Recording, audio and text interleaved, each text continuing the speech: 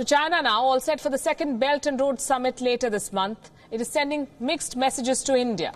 India, remember, has decided to boycott the Belt and Road Summit for the second time in 2 years. And China has this to say. It says those who boycott the summit do it out of jealousy or enmity, and such countries risk global isolation. Take a look. Narendra Modi and Xi Jinping met for an informal summit at Wuhan in April last year.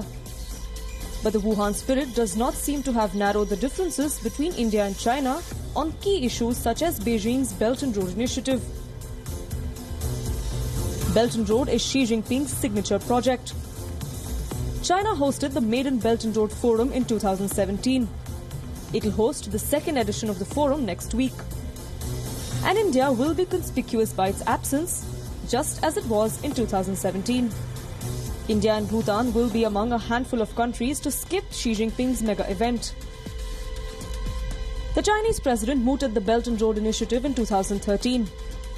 It aims to expand China's influence worldwide through a chain of infrastructure projects funded by Chinese investments. Belt and Road is an ambitious project to improve regional cooperation and connectivity on a transcontinental scale. It aims to strengthen infrastructure, trade and investment links. It consists primarily of the Silk Road economic belt, linking China to Central and South Asia and onward to Europe. The BRI also comprises of the new Maritime Silk Road, linking China to the nations of Southeast Asia, the Gulf countries, North Africa and on to Europe.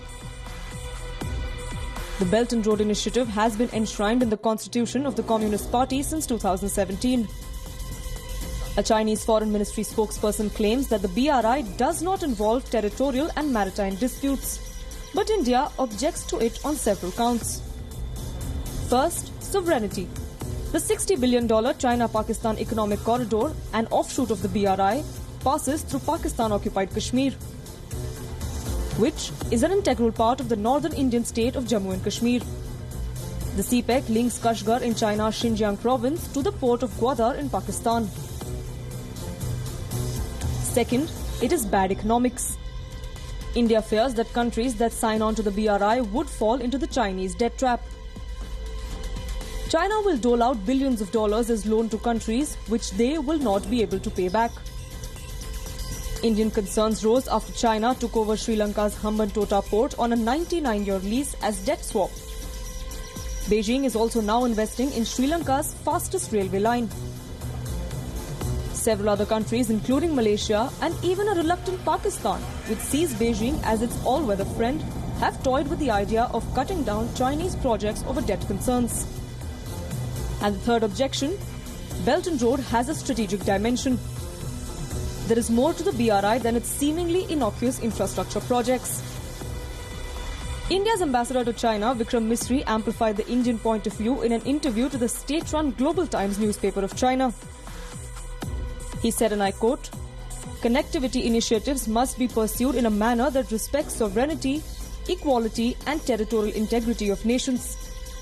No country can participate in an initiative that ignores its core concerns on sovereignty and territorial integrity." Seen together with China's reluctance to ban Pakistan-based terrorist Masood Azhar, its opposition to India's membership of the Nuclear Suppliers Group, and the decades-old border dispute,